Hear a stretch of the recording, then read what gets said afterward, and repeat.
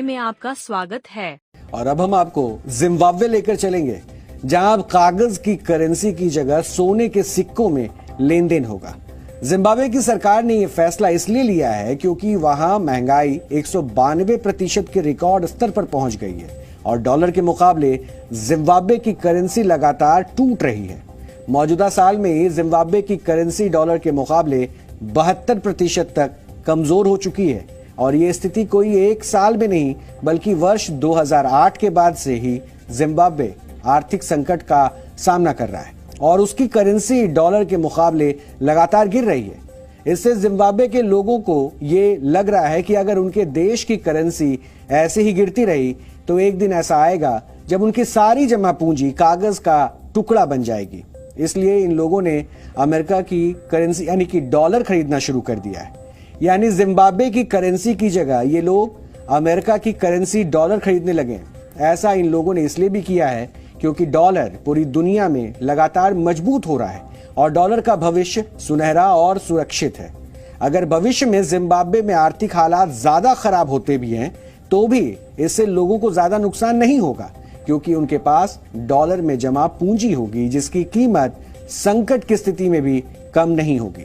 और यही वजह है कि पिछले कुछ समय से वहां लेन देन भी डॉलर में ही हो रहा है और सरकारी कर्मचारी जैसे टीचर और दूसरे लोग भी अपनी सैलरी डॉलर में मांग रहे हैं। इसकी वजह से डॉलर की मांग बढ़ गई है और जिम्बाब्वे की करेंसी लगातार कमजोर हो रही है। और जिम्बाब्वे की सरकार ने इसी ट्रेंड को रोकने के लिए कागज की करेंसी की जगह सोने के सिक्कों में लेन देन करने का ऐलान किया है। जिम्बाब्वे के केंद्रीय बैंक ने ऐलान किया है कि अब देश में लोगों को सोने के सिक्के बेचे जा सकेंगे और इन सिक्कों से दुकानों पर खरीदारी भी की जा सकेगी। यानी लोग बैंकों में जाकर कागज की करेंसी के बदले में सोने के सिक्के ले सकेंगे और ये सोने के सिक्के वहां की असली करेंसी बन जाएंगे। जिम्बाब्वे इस तरह का प्रयोग करने वाला दुनिया का पहला देश बन गया है।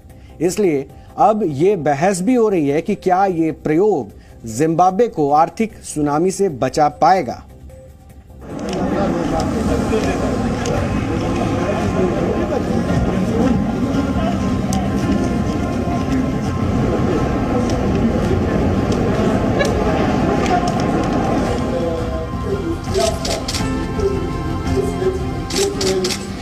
The bank has today released the first batch of 2,000 Mosotunya gold coins to the market. Local agents commenced selling the gold coin on an agency basis at the initial price of $1,823.80 per gold coin.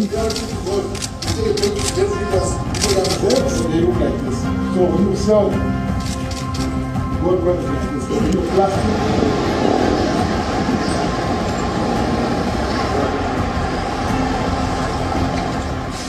We can't even afford that money. 1,800 is too much. Even 100 to get 100 US is very difficult. You can just see the pay which is given to the civil servants is too little. So for the rest of for the majority of people, I think it will be very difficult for them to get those coins.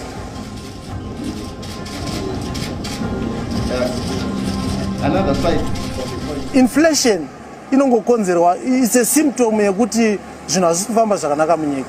Inflation is a symptom as well yekuti hapana trust kucurrency inenge ichishandiswa.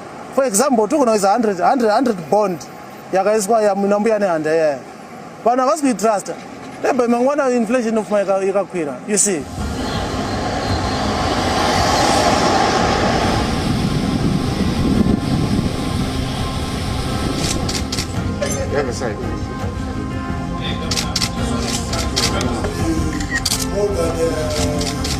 Zimbabwe tabva kure tichichinjanisirwa masystem, mamwe acho anoguma aita kuti rasikirwe nemari, mamwe acho anowandudza kuba necorruption. Saka pane nhano yavasvika yemagold coins ichingori mystery kuti tichingoshushikana kuti zvinobuditsa chii.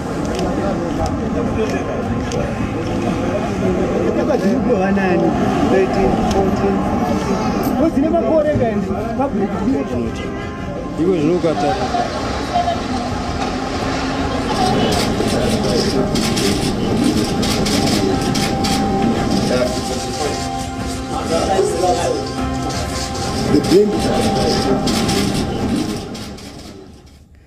और आज लगे हाथ हम आपको currency का इतिहास भी बता देते हैं। कागज की करेंसी का इतिहास ज्यादा पुराना नहीं है। 1500 ईसा पूर्व दुनिया में लेन देन के लिए बार्टर सिस्टम का इस्तेमाल होता था, यानी एक वस्तु के बदले में दूसरी वस्तु दी जाती थी। जैसे आपको गेहूं चाहिए तो आप गेहूं लेकर उसके बदले में कपड़ा या चावल उस व्यक्ति को दे सकते थे।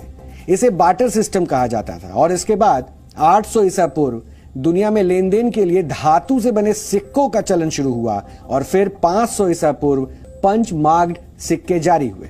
इन सिक्कों पर अलग अलग तरह की आकृतियां बनी होती थी और लेन देन के लिए इनका ही इस्तेमाल होता था। और फिर 2300 साल पहले सोने और चांदी के सिक्के चलन में आए और इनके जरिए लेन देन होने लगा और लोग खरीदारी और व्यापार के लिए सोने और चांदी के सिक्कों का इस्तेमाल करने लगे। यानी कागज की करेंसी बहुत बाद में आई। माना जाता है कि पहली बार 13वीं शताब्दी में कागज की करेंसी का इस्तेमाल हुआ और उस वक्त चीन में कागज की इस करेंसी को अपनाया गया था। हालांकि 15वीं शताब्दी तक आते आते चीन में भी कागज की करेंसी बंद हो गई और वहां फिर से सोने और चांदी के सिक्कों में कारोबार होने लगा।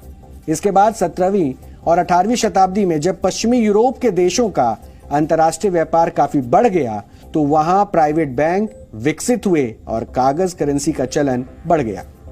हालांकि आधुनिक युग में कागज की करेंसी को प्राइवेट बैंक नहीं बल्कि सरकारें जो हैं वो जारी करती हैं। यानी आप कह सकते हैं कि आज जिम्बाब्वे 2000 साल पीछे चला गया।